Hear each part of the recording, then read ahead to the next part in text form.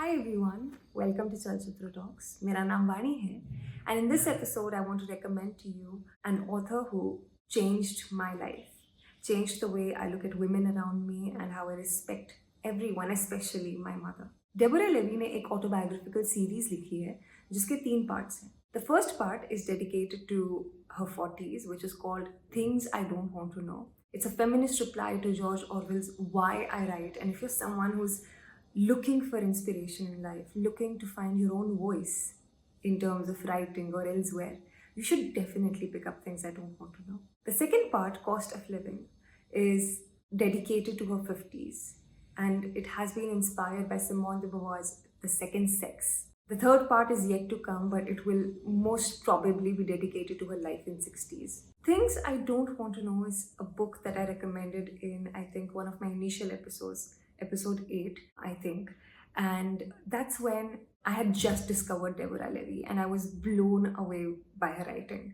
She had written about growing up in a foreign land and then the things she dealt with her family being an introvert kid and how she learned to write and her struggles of being a woman, how she had over time become alienated from womanhood, from her tribe, which is that of the women. And it changed the way I looked at so many things, but especially changed the way I looked at myself.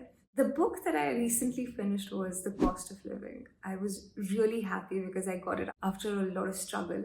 3 Amazon passes were returned and it was just out of stock for the entirety of 2020. I finally got my hands on The Cost of Living and it's just changed the way I looked at my mother and the women who have come before me and the women I've always interacted with but have never had a chance to experience what their life is like, especially those who are elder to me. In The Cost of Living, Deborah Levy argues, what is the point of a risk-free life? Does your freedom come at the cost of relationships and partnerships that you'd rather be pushed to maintain by the society?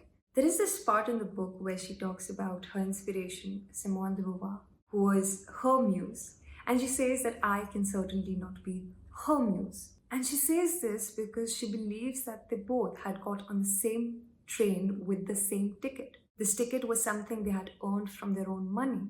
But Deborah Levy had got off from the train at a different spot, at a different stop, which is marriage, and stepped on to a different platform, which is that of having children. And yet this freedom that Simone de Beauvoir had was something Deborah Levy craved, even though she had a room of her own, as Virginia Woolf says. There is this part in the book where she talks about how her idea of femininity is changing every day. And she says she no longer resonates with the idea that has been forced down upon us for centuries. She had no idea what serenity felt like. Serenity is supposed to be one of the main characters in old-fashioned femininity's cultural personality.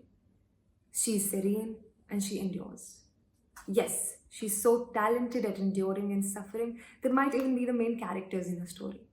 It was possible that femininity, as I had been taught it, had come to an end. Femininity as a cultural personality was no longer expressive for me. It was obvious that femininity, as written by men and performed by women, was the exhausted phantom that still haunted the early 21st century. What would it cost to step out of character and stop the story? This resonated with me on so many levels that I remember having a tear in my eye when I finished reading this part.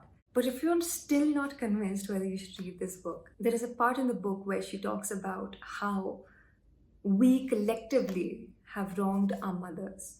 I mean, she doesn't say that. This is what I felt after reading the part. And I remember when I was done reading that chapter, I called up my mother and we spoke for hours. But that is primarily why I would recommend Cost of Living for everyone out there.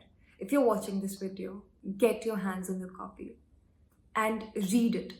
If you get an audiobook, listen to it. But just do not miss out on this gem of a book. Deborah Levy writes about her mother after her mother passes away.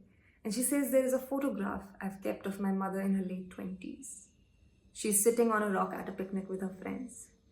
Her hair is wet because she's just had a swim. There is a kind of introspection in her expression that I now relate to the very best of her. I can see that she's close to herself in that moment. I'm not sure that I thought introspection was the best of her when I was a child and teenager. What do we need dreamy mothers for? We do not want mothers who gaze beyond us, longing to be elsewhere.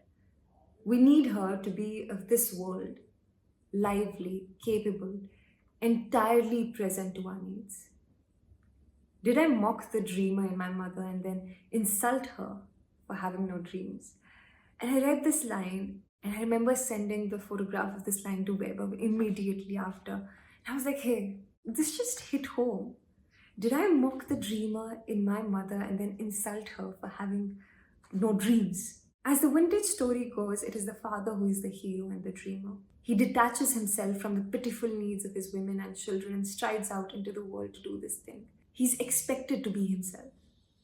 When he returns to the home that our mothers have made for us, he's either welcomed back into the fold or becomes a stranger who will eventually need us more than we need him. He tells us some of what he has seen in this world, in his world. We give him an edited version of the living we do every day.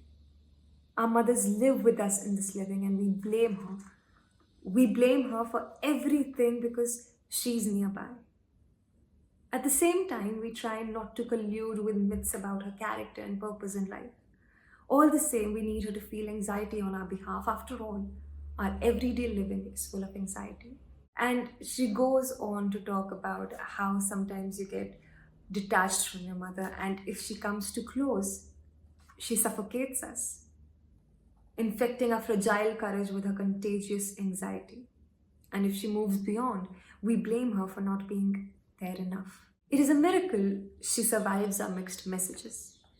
Written in society's most poisoned ink, it is enough to drive her mad. This right here changed the way I looked at so many people in my life. It changed the one writer I most certainly look up to, and it became Deborah Levy in an instant. And maybe it was just this idea that had never crossed my mind, how I had failed to look at women who have been in my life. But this book became an emotional journey from there on. And if you still haven't read Deborah Levy, I would recommend you start with her autobiographical series because they will hit home. You will realize why she writes what she writes. The protagonists in her novels, Swimming Home, Hot Milk, will resonate with you a lot more. Deborah Levy is one author you should look out for. And I think I've never been so desperate in my recommendations until now, but Cost of Living is something I want everyone to read. And Things I Don't Want to Know as well. I remember when I recommended Things I Don't Want to Know, I was not yet sure if people would want to read it, if I'm okay with people if they do choose not to read it. But The Cost of Living is something that I wish everyone should read. Not for yourself, but for the people in your life. Read Cost of Living to understand the woman in your life a lot better. So this was my recommendation for this week. I hope you liked it. And I will be back again with another recommendation for you in my next video. But before I go, I want to tell you that if you like what we do, if you like our work, do support us. You can become a patron and join our YouTube community. We have carefully divided our patrons into 3 different categories. Goodfellas, Gladiators, and Godfathers. Godfathers are at the top. They get to look at all new launches before everyone else. They get to be a part of our exclusive WhatsApp groups that are dedicated to music, books, movies. They also get to be a part of the town hall sessions we host with them every month. So if you like our work, do support us and become a patron. I also want to tell you that we are reading Mouse for the month of May. So if you want to get back to reading or if you want some inspiration, do join our book club. You can write to us on chalchitrabookclub@gmail.com and you can become a member and read along with us. We'll be discussing this book on the last Thursday of this month.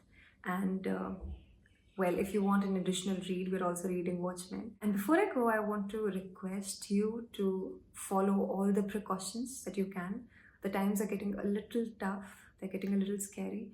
So stay safe, wear a mask, do not step outside your house unless and until there's absolute necessity. And take care of yourselves and others around you. Be a little kind and follow all the precautions that you must, and take care of yourselves and your loved ones.